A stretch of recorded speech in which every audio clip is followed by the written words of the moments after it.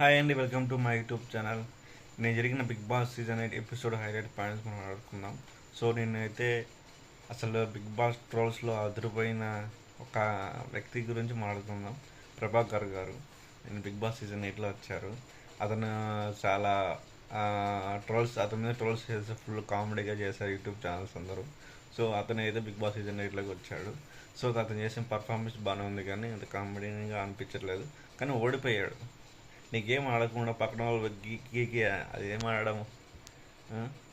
అందుకే మొత్తానికి ఓడిపోయాడు ప్రభాకర్ గారు. సో మొత్తానికి అయితే జస్ట్ కామెడీ కోసం చెప్తున్నాను, ఎవరికి కీర్తిపెట్టడం కాదు. కానీ సో మొత్తానికి అయితే బిగ్ బాస్ సీజన్ నేను తినే రెండు టాస్కుల్లో మా పరివార్ వాళ్ళు అయితే ఓడిపోయారు. బీబీ వాళ్ళ పరివార్ అయితే గెలిచారు. 2 టాస్కుల్లో గెలిచి దాదాపు 40,000 ప్రైజ్ మనీ ఇంక్రీజ్ అయ్యింది. సో మొత్తానికి అయితే ఫస్ట్ టాస్క్లో అర్జున్ ఎవరో తను వచ్చాడు. తను ఇంకా వీళ్ళు సీరియల్ యాక్టర్స్ వీళ్ళంతా. ఇప్పుడు బిగ్ బాస్ సీజన్ 8 ఇంకా అయిపోతుంది ఈ వీక్లో. నెక్స్ట్ సీరియల్స్ స్టార్ట్ అవుతాయి కాబట్టి ఆ ప్రమోషన్ మీద బిగ్ బాస్లోకి వచ్చారు.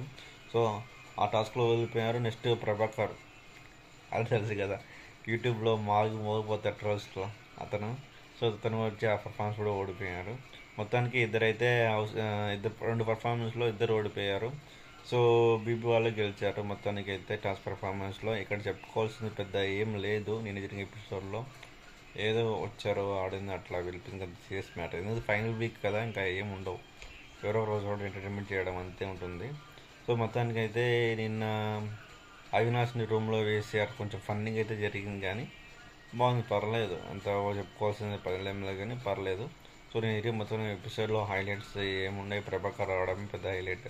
ఎందుకంటే చాలామంది కాసుకుంటారు యూట్యూబ్ ఛానల్స్ అతని మీద ట్రోల్స్ చేయడానికి. నేను వచ్చారు కాబట్టి సో ఆల్రెడీ పాటికి వాసిపోయి ఉంటాయి ట్రోల్స్.